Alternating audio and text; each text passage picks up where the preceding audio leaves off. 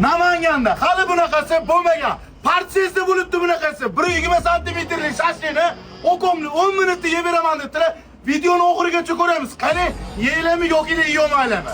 Shartlarni bilasiz. Agar 10 daqiqa ichida yeb olsangiz 700 ming so'm priz bor. Yer olmasangiz shot to'laysiz bo'ldi. Tayyormisiz? Tayyor. Nechinchi yilsiz? 98. 98. Qo'shqizini baquvvat bo'lgan videoni jo'natinglar. Va tayyormisiz? Tayyor. Ketdi.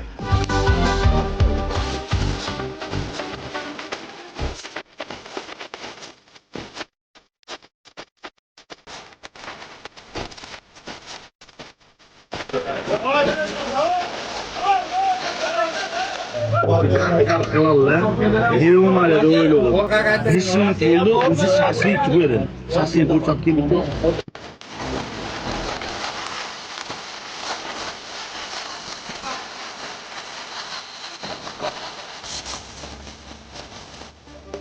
Okalar, ko'rib turganingizda 10 minut bo'ldi. 2 minut davom uchun vaqtdan qo'shib berdi.